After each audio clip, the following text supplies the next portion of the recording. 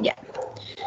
Ya, doctor. Buenas noches, doctor y compañeros. El día de hoy, mi grupo y yo vamos a exponer sobre dos temas importantes: asma y enfermedad pulmonar obstructiva. ¿Pasa, Guille? Ya, un momentito. Es asma y EPOC, ¿no? Sí, pero también hay otro seminario luego, doctor, ¿Qué seminario? de fibrosis y de embolia, si no me equivoco. Mira, yo solamente tengo tiempo para... No creo que me alcance, tengo que salir a las 8 en punto. 15 minutos y hasta donde damos, pero de repente asma y EPOC nomás y el otro ya vemos cuándo lo hacemos, ¿ya? Ya, doctor, está bien. Ya, a ver, empezamos con asma. Ya. Entonces, para empezar con asma, tenemos que saber qué es el asma. El asma básicamente es una enfermedad inflamatoria crónica de las vías aéreas que me va a provocar una obstrucción variable del flujo aéreo.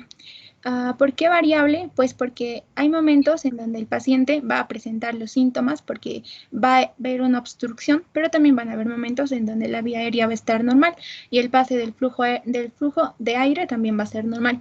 Por ello es que el asma me va a provocar obstrucción variable del flujo aéreo. Ahora, es bueno hablar sobre por qué algunos pacientes tienen asma y por qué otros no. O sea, en otras palabras, por qué algunas personas reaccionan de manera exagerada a algún alérgeno y otras no.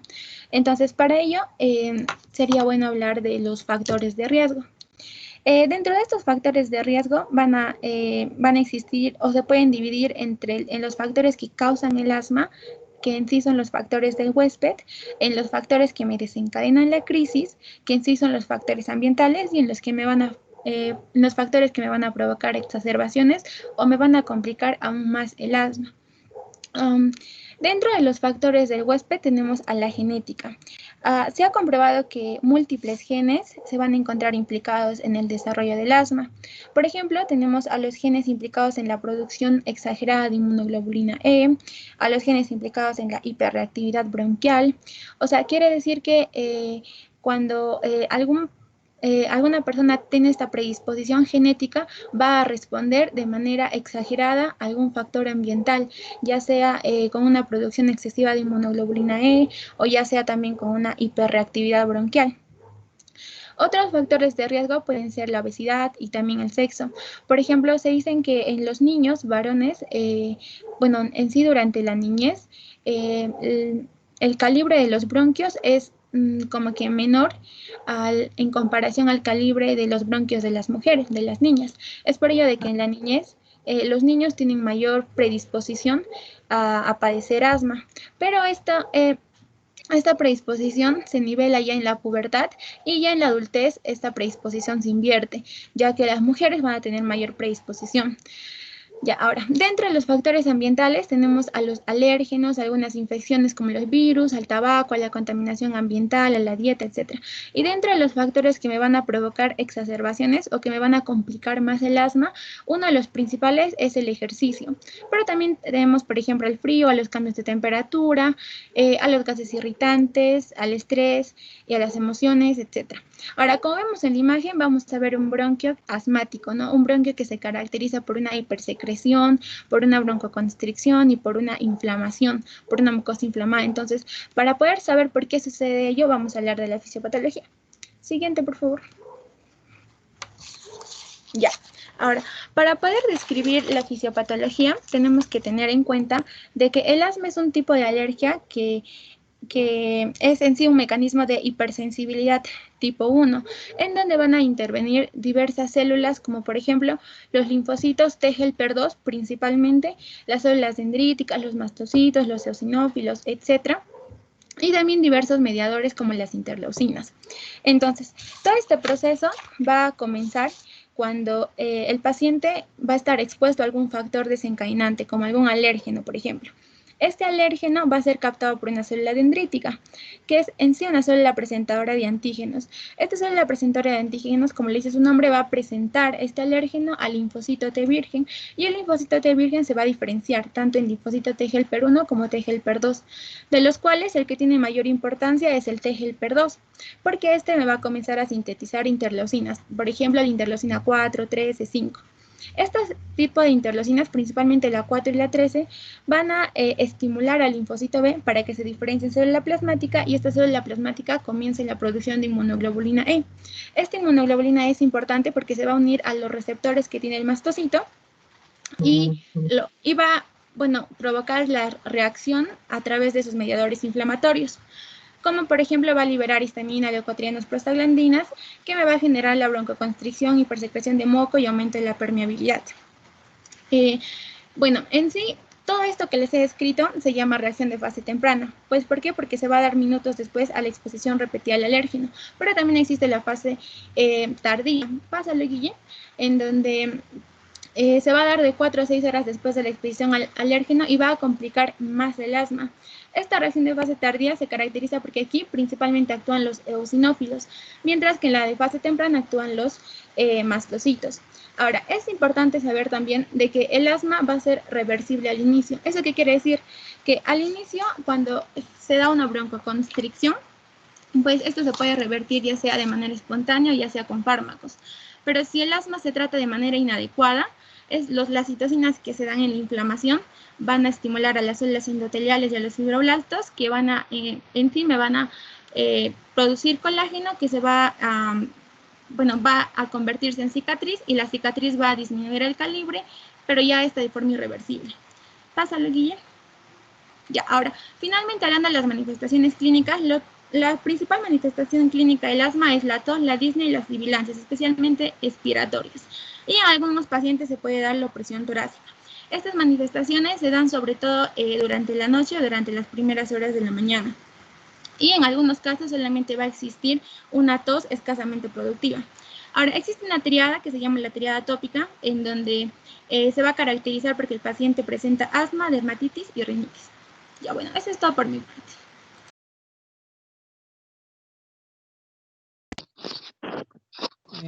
Ya, muy bien. Y yo voy a proceder a seguir con lo que es el diagnóstico. El diagnóstico primeramente se va a basar en lo que sería la anamnesis y exploración física. Eso quiere decir recoger los datos del paciente, preguntarle cuándo se presentan sus ataques y cómo se presentan, y también con la exploración física, en la que podemos encontrar, por ejemplo, sibilancias y expiraciones prolongadas. Y también podemos encontrar que va a describir lo que son tirajes de los que son los miembros intercostales y también taquipnia. Podemos también utilizar algunas pruebas de laboratorio, como sería la gasometría. Para el uso de la gasometría, vamos a ver que, por ejemplo, si el paciente ha sufrido una crisis asmática aguda, vamos a encontrar que en el examen gasométrico va a haber hipoxemia y alcalosis, esto debido a la hiperventilación. Pero por el contrario, si este ataque se ha prolongado mucho tiempo y ha hecho que los músculos respiratorios se agoten y se fatiguen, vamos a ver una hipercapnia, porque ya los músculos fatigados van a comenzar a funcionar menos y vamos a una hipercapnia con acidosis. También vamos a ver un análisis de sangre, vamos a encontrar eosinofilia, que nos va a indicar que es una enfermedad de origen inflamatorio. Las pruebas más importantes van a ser la prueba de función pulmonar y las pruebas de provocación bronquial. En la prueba de función pulmonar, lo principal va a ser la espirometría forzada. Aquí a la derecha podemos ver una comparación. El cuadro más arriba sería una curva espirométrica normal y más abajo podemos ver cómo están las curvas del asma.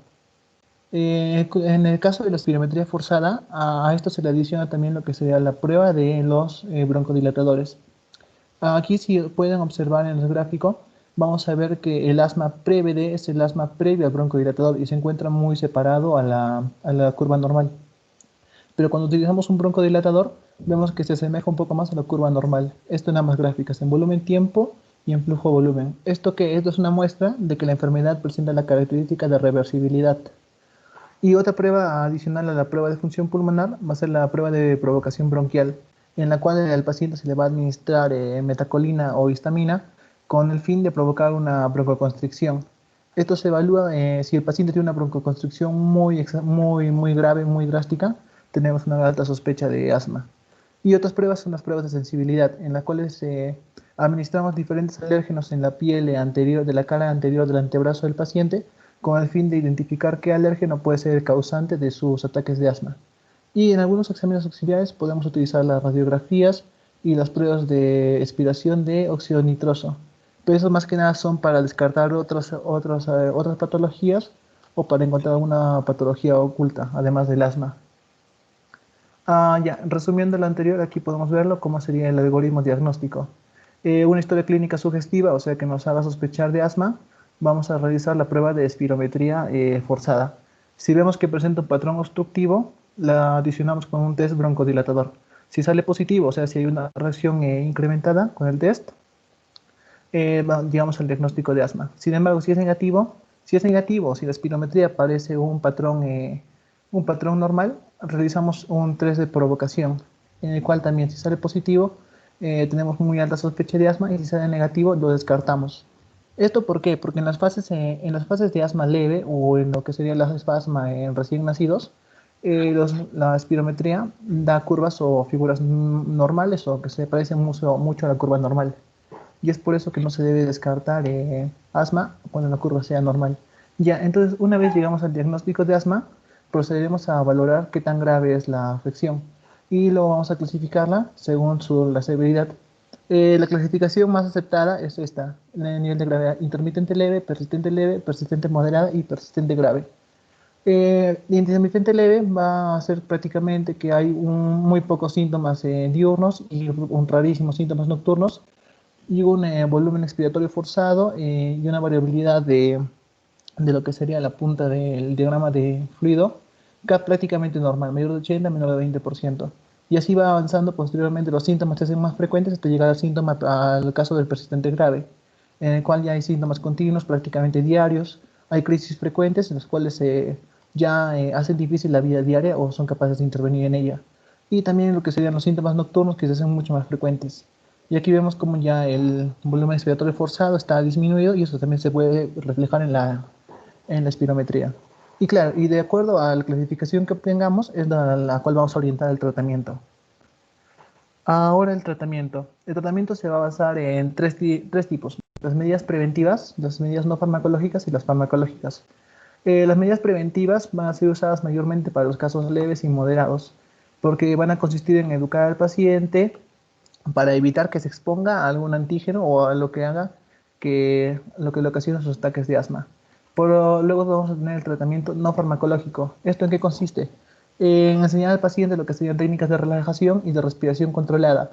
Esto para evitar lo que sería la hiperventilación y evitar la ansiedad, que se ha visto que estos dos son los que incrementan mucho más la cantidad o la generación de una crisis asmática.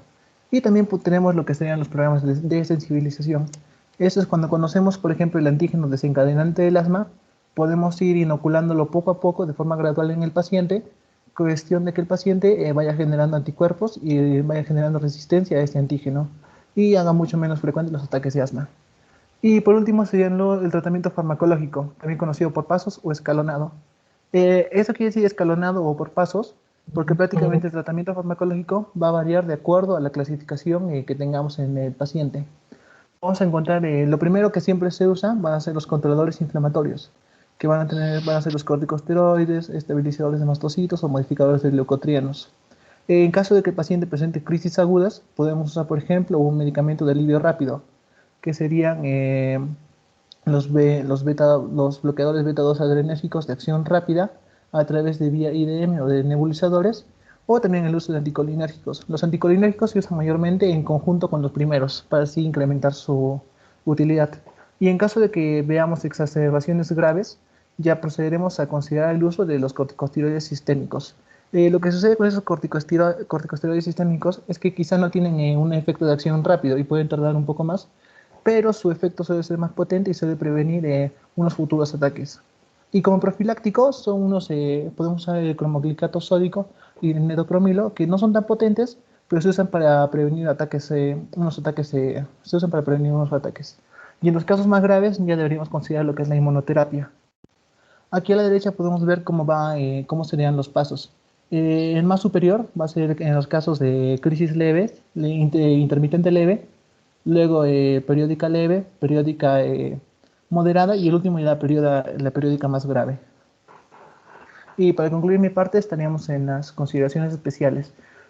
Como quería enfocar más que nada sobre el asma grave o persistente, que ese solo se da en el 5% de los asmáticos, es de origen multifactorial, pero sin embargo es el más mortal de todos. En este, como lo mencioné antes, tenemos que considerar un tratamiento mucho más fuerte.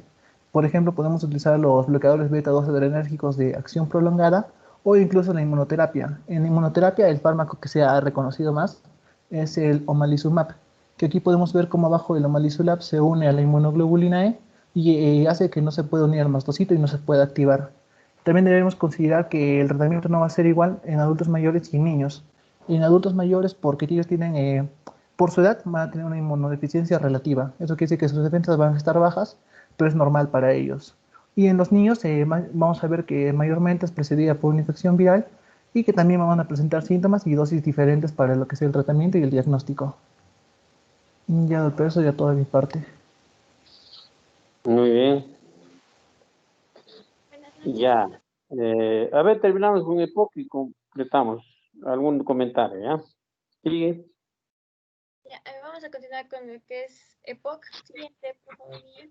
Bien, vamos a tener que EPOC es una enfermedad de las vías respiratorias que va a estar caracterizada por una obstrucción crónica y recurrente del flujo del aire, que va a ser de carácter progresiva y que va a estar acompañada de una respuesta inflamatoria pulmonar anómala a gases y partículas nocivas.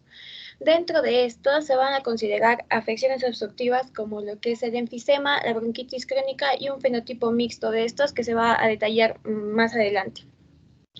La iniciativa global para las enfermedades, para el EPOC, detalla que la enfermedad tiene un carácter prevenible y tratable. Asimismo, de su variabilidad respecto a exacerbaciones y comorbilidades en los diferentes pacientes. Es importante recalcar que para el año pasado esta era la cuarta causa de mortalidad y morbilidad a nivel mundial y que este año ha escalado a la tercera posición. Siguiente, por favor. La etiología. Respecto a esto vamos a tener que es multifactorial, es decir, que va a haber una suma de predisposición genética asociada también a exposición a factores ambientales.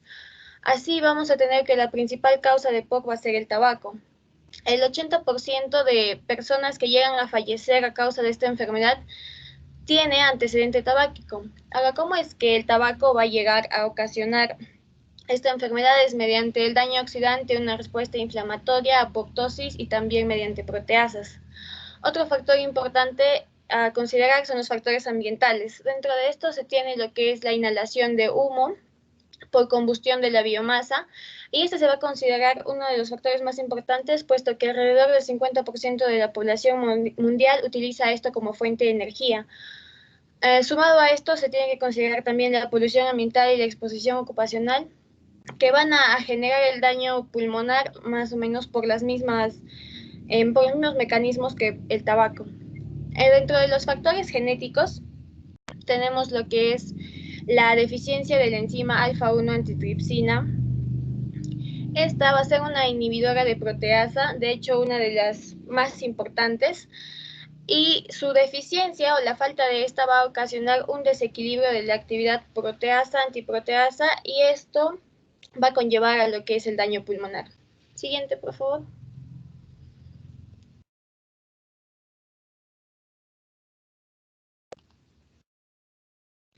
Dentro de la fisiopatología, como ya les mencionaba, la EPOC va a estar caracterizada por un flujo de aire limitado que va a estar dado por una obstrucción intrínseca y una pérdida de la fuerza de retracción pulmonar.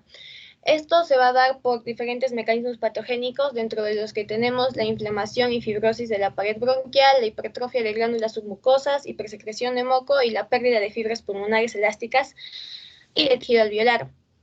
Las tres primeras van a estar involucradas dentro de lo que es la obstrucción de la vía aérea y por lo tanto se va a ocasionar una deficiencia dentro del proceso de ventilación-perfusión. En el caso de la pérdida de fibras pulmonares elásticas y de tejido alveolar, va a ocasionar una disminución del área superficial de intercambio gaseoso, y con esto va a conllevar a un colapso de las vías respiratorias y a un mayor atrapamiento de aire en los pulmones. En general, todo esto va a llevar a una hiperinflación pulmonar dinámica, a una disminución progresiva del volumen expiratorio forzado en un segundo, que es un parámetro para poder evaluar la enfermedad, y a un vaciamiento pulmonar inadecuado. Todo eso de aquí se va a incluir dentro de dos grandes afecciones obstructivas que, como les mencionaba al inicio, es el enfisema y la bronquitis crónica. Siguiente, por favor. El enfisema, esta de aquí va a ser una entidad pulmonar caracterizada por un aumento de tamaño anómalo y permanente de los espacios aéreos distales. Se va a encontrar una destrucción de las paredes pulmonares sin fibrosis significativa y esto va a ocasionar una pérdida de la elasticidad pulmonar. Dentro de su clasificación vamos a tener que hay 4 tipos: el centroacinar, panacinar, acinar distal y el irregular, de los cuales los 2 primeros son los más importantes. El enfisema centroacinar va a ser aquel que afecta las partes centrales del acino, pero que va a tener una preservación de los alvéolos distales. Este va a ser el tipo más frecuente y el que se va a dar por el tabaco. El enfisema panacinar es el que va a ocasionar una afección uniforme de todo el acino, es decir, que todo este va a estar dilatado, y es el que se presenta en la mayoría de casos por la deficiencia de la enzima alfa-1 antitripsina. Siguiente, por favor.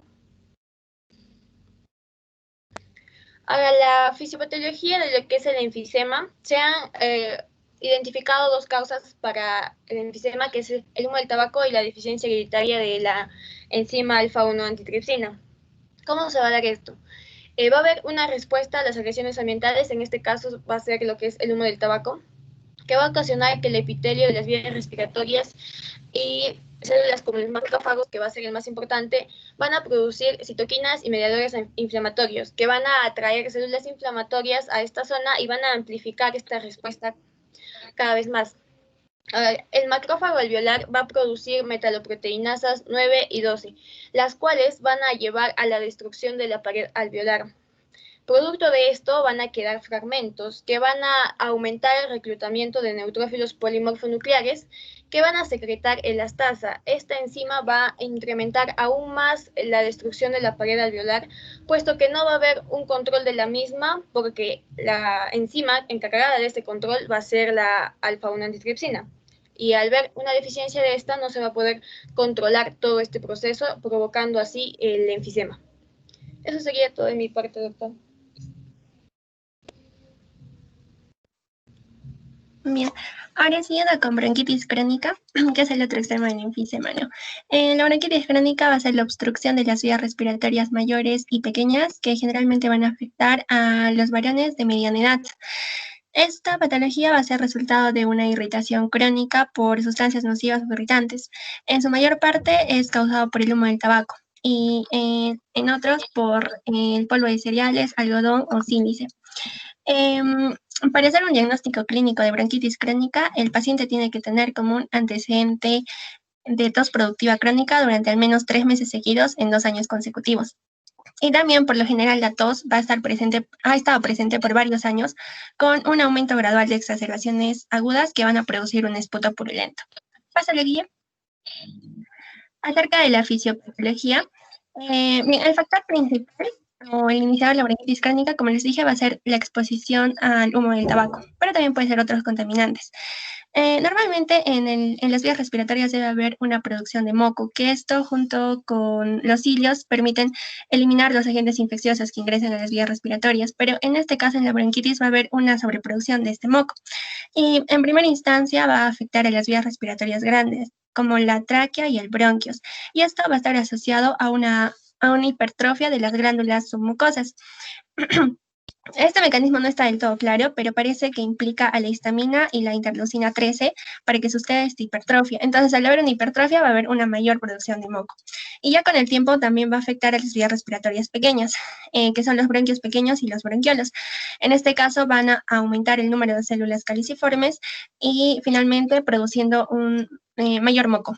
Esta sobreproducción de moco va a obstruir las vías respiratorias y también va a ser la causa de una sobreproducción de esputo, que esto lo va a diferenciar del enfisema, porque en la bronquitis crónica va a haber mayor producción de esputo. Y como se ve en la imagen, en un bronquio normal se ven normalmente las glándulas mucosas, las células caliciformes, pero en caso de una bronquitis crónica vemos que hay una hipertrofia de las glándulas mucosas y hay un aumento del número de células caliciformes. Y entonces estos dos hacen que el moco haya una mayor producción de moco, porque al siguiente estaría obstruyendo la vía respiratoria. Ahora, otra característica de la bronquitis es la inflamación. Esto también va a ser causado por las sustancias nocivas o irritantes que van a provocar un daño celular. Y esto va a causar la fibrosis de la pared bronquial y también respuestas inflamatorias agudas y crónicas, en las que están implicados los neutrófilos, linfocitos y macrófagos. Esta inflamación va a estrechar la luz de las vías respiratorias y como una consecuencia de una inflamación crónica, el epitelio cilíndrico pseudoestratificado ciliado normal de las vías respiratorias se va a reemplazar por una metaplasia escamosa en parches. Por lo tanto, en una ausencia de epitelio bronquial ciliado normal, la función de limpieza mucociliar va a estar reducida o va a estar suprimida. Entonces, esto va a conllevar a un mayor riesgo de infección, ya que tanto el moco como el cilio hacen que eliminemos los agentes infecciosos, pero al no haber esto, los agentes infecciosos se van a quedar dentro de las vías respiratorias y así van a causar una mayor infección. Y estas pueden ser víricas o bacterianas. Y esto también es lo que lo va a diferenciar del enfisema, porque acá las infecciones van a ser más frecuentes. Y esto, bueno, se considera que es más el resultado que la causa del problema, ya que no va a iniciar la bronquitis crónica, pero es importante porque la va a mantener, incluso puede producir exacerbaciones agudas. Pásale, Guille. Y acerca de las manifestaciones clínicas, estas van a tener un inicio gradual y generalmente las personas van a acudir a la consulta médica entre la quinta y sexta década de vida. Y ya, vamos a empezar por el enfisema. En el enfisema los síntomas van a aparecer cuando al menos un tercio del parénquima pulmonar funcionante está dañado. Y el primer síntoma en aparecer va a ser la disnea.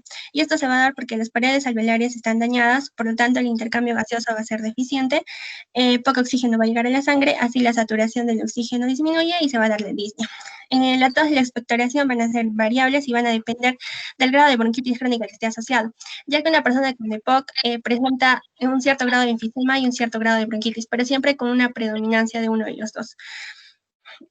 Ya, ahora los pacientes también van a presentar un tórax centone, y esto se va a dar por al estar los alvéolos colapsados, el aire se va a caer atrapado, y así los pulmones van a empezar a acumular aire.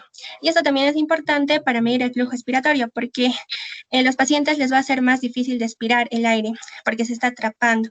Entonces el tiempo para expirar va a aumentar, porque es más difícil de expirar. Entonces esto va a causar que disminuya el flujo expiratorio forzado en el primer segundo. Cuando la obstrucción es grave, las personas presentan una posición de trípode, que es cuando las personas tienen su expiración muy prolongada, se sientan hacia adelante en una postura excesivamente encorvada y van a respirar con los labios fruncidos. ¿Por qué? Porque van a intentar sacar el aire de su interior, ya que para ellos les es difícil expirar. Entonces, así aumentarían su flujo de aire. A esto se le conoce como soplador rosado. Soplador justamente porque van a tener los labios fruncidos al intentar sacar el aire, y rosados porque al haber una dificultad respiratoria va a haber una disminución de intercambio gaseoso, entonces va a haber menos oxígeno provocando hipoxemia. Entonces, esto va a hacer que haya más producción de eritrocitos por parte de la médula ósea y así se capte la mayor cantidad de oxígeno. Entonces, esto, el aumento de los eritrocitos le va a dar el tinte rosa al paciente.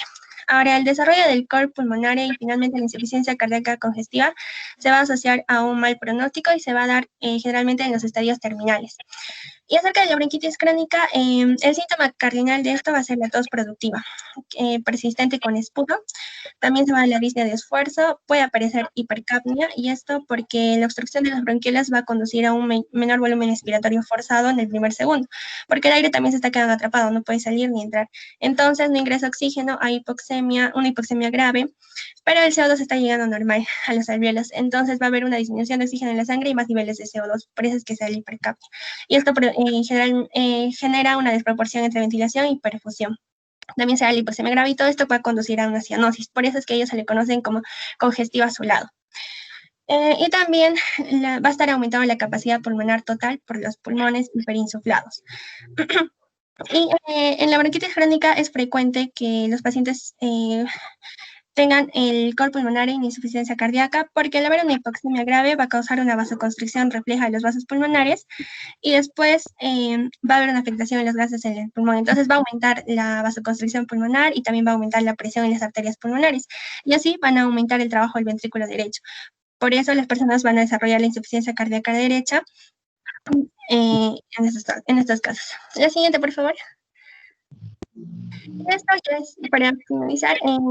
Esto es, como les dije, el paciente con EPOC va a tener cierto grado de bronquitis y enfisema, pero siempre va a tener un predominio de o bien bronquitis o enfisema, y esto sirve para diferenciarlo, ¿no? Por ejemplo, la bronquitis va a aparecer generalmente a los 40 y 45 años y el enfisema entre los 50 y 75 años. Ahora, la disnea, como les dije, va a ser el primer síntoma del enfisema. Entonces, ahí se va a producir de manera intensa y en la mayoría de veces temprana. Y la bronquitis va a ser leve y tardía. Ahora, la tos, al haber acumulación de moco, en el bronquitis va a ser temprana y el esputo va a ser abundante porque el paciente va a querer expulsar eso. En cambio, el enfisema es tardía y el esputo es escaso. Las infecciones es más frecuente en la bronquitis por la afectación del sistema mucociliar. En el enfisema son ocasionales. La insuficiencia respiratoria en la bronquitis es repetida y en el enfisema terminal. El cor pulmonar, como les dije, en la bronquitis es más frecuente. El enfisema es poco frecuente y si en caso se da, es terminal. La resistencia de las vías respiratorias en la bronquitis va a estar aumentada porque hay una afectación de las vías respiratorias. En cambio, en el enfisema no. En el enfisema la afectación es en los alveolos. Entonces ahí va a ser normal o también puede ser ligeramente aumentada.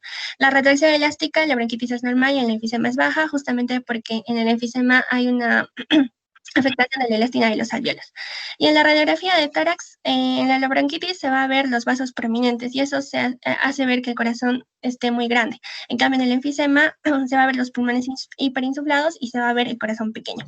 Y bueno, como les dije, el aspecto de la bronquitis es abogatado azul o congestivo azul y el enfisema soplado rosado. Eso es todo por mi parte.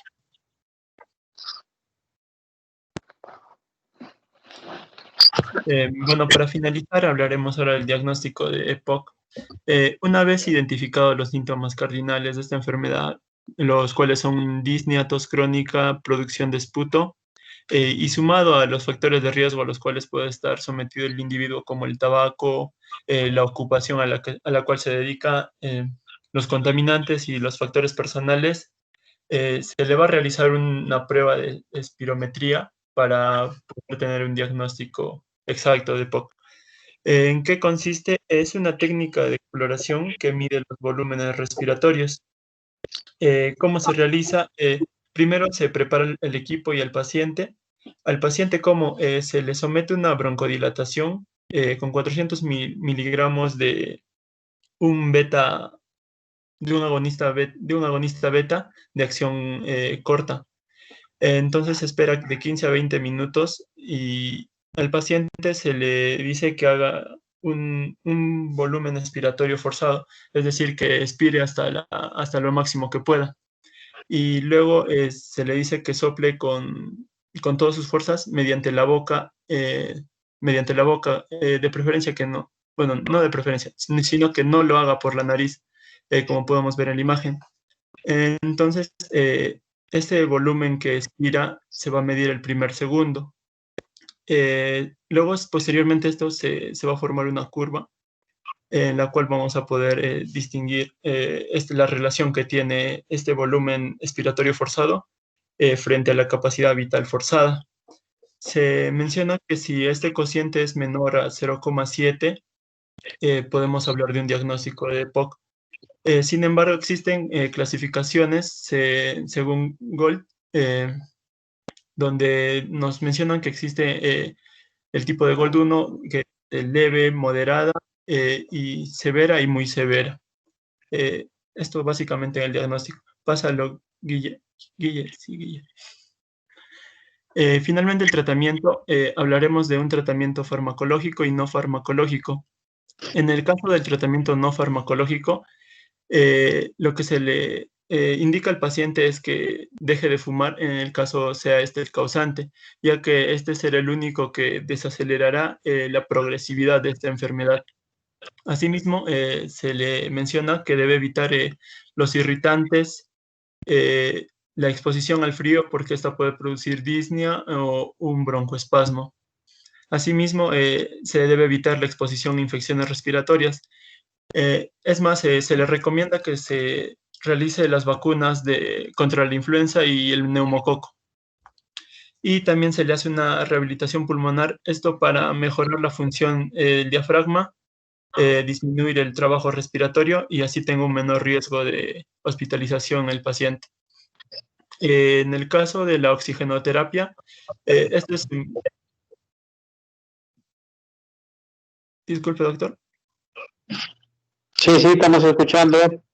En el caso de la oxigenoterapia, esto se realiza en pacientes que presentan hipoxemia, cuando la presión del oxígeno es menor a 55 milímetros de mercurio.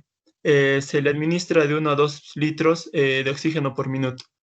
En el caso de que el paciente requiera tratamiento farmacológico, los medicamentos a usarse son básicamente broncodilatadores, los conocidos como LABA y LAMA. Los LABA son los agonistas beta 2 adrenérgicos de larga acción, y los LAMA son los anticolinérgicos de larga acción. Estos son preferentes en respecto a los que son de acción corta, ¿no? Y en casos de que haya un asma concomitante al EPOC, lo que también se le administra son corticosteroides. Y eso sería todo, doctor. Gracias. Ya, muy bien. Interesantes las exposiciones. Bueno, ya me queda poco tiempo. A las 8 tengo que entrar a otro. Tengo una cuestión personal que asistir. Bueno, mira, yo creo que el comentario de asma y EPOC lo dejamos, porque vamos a caer no sé cuándo, ya coordinamos qué día vamos a completar con tromboembolia y qué más hay, me dice. Tromboembolismo y qué más. Perdón. Fibrosis y embolia pulmonar. Fibrosis.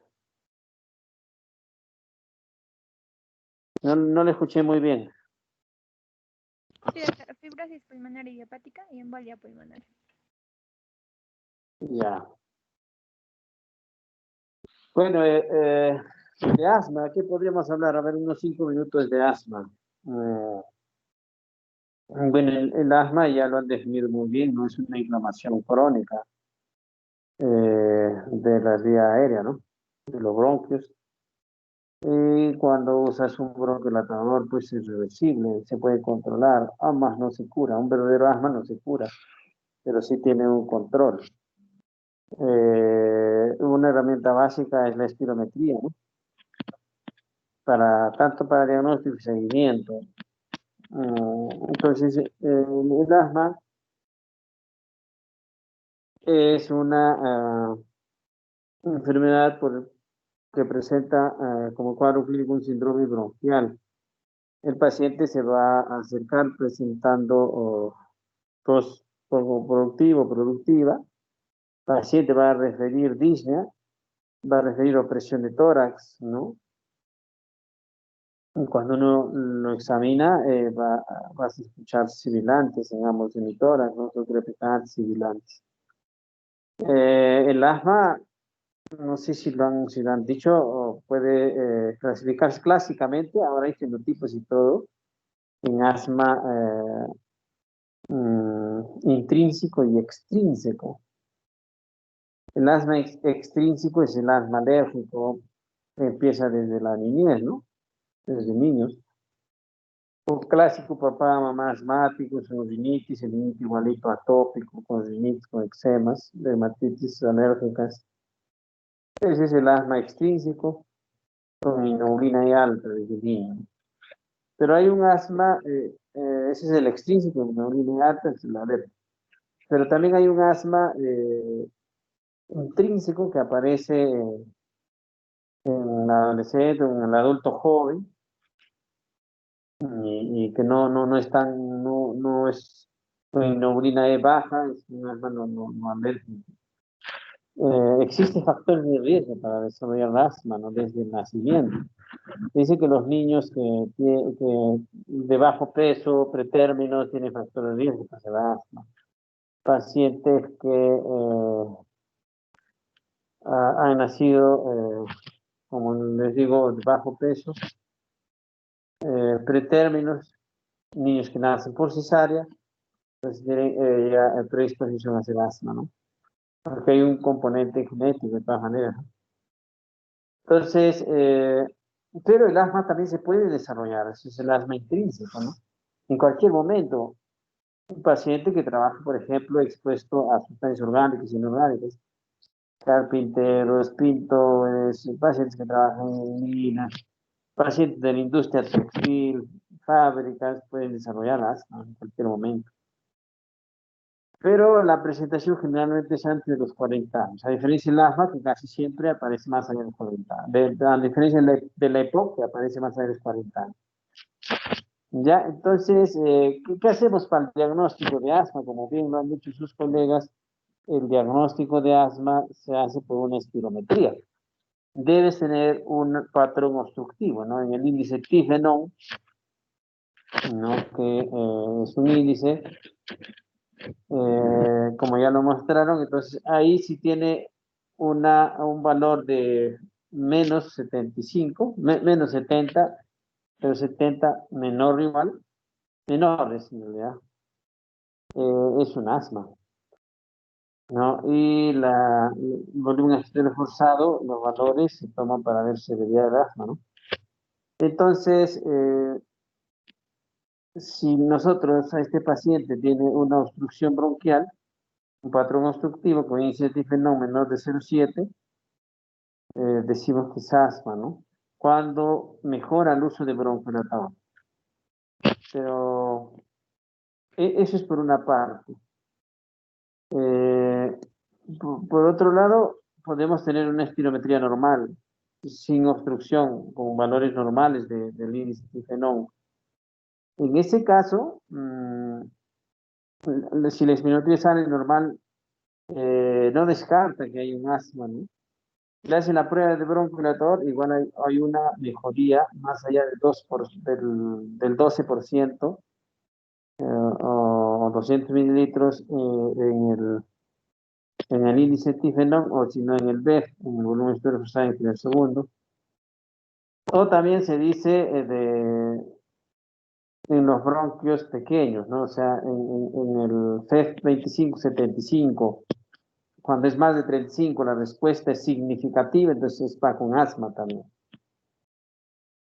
Ahora, muchas veces también en el asma no necesariamente tiene que ser un patrón obstructivo con buena respuesta al uso de broncodilatador 1 o patrón normal, pero con buena respuesta al uso de broncodilatador 2, que también es asma.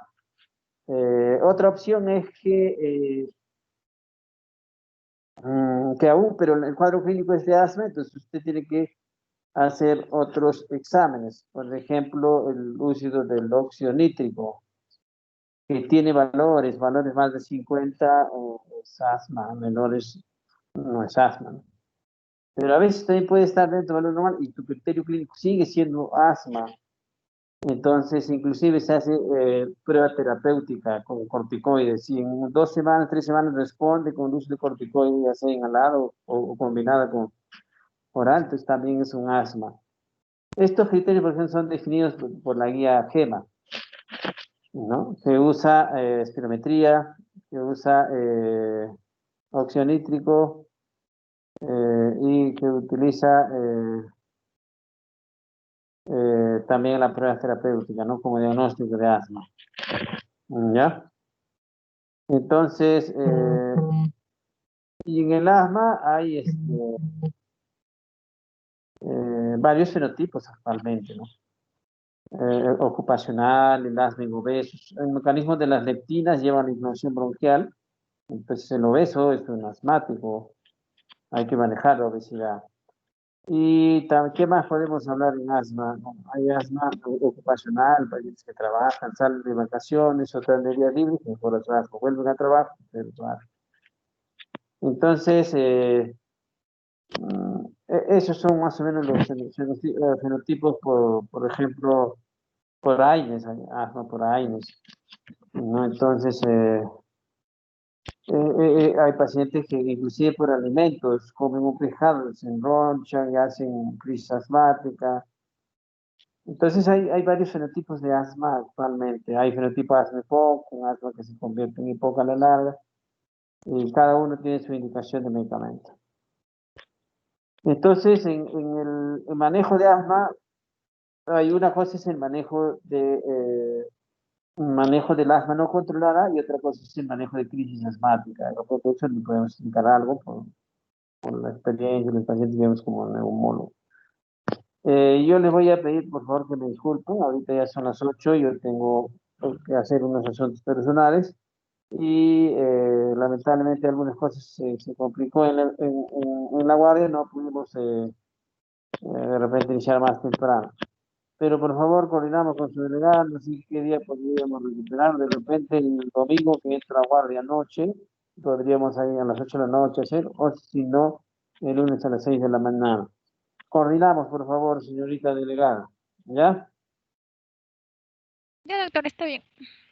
Ya ahí hablamos un poquito más de lo que es asma, algo de POC también que podría yo compartir. Y terminamos las otras dos exposiciones. ¿Les parece? Ya, doctor, está bien. Ya, muy bien, entonces, cuídense. Hasta luego. Chao. Buenas noches. Hasta luego.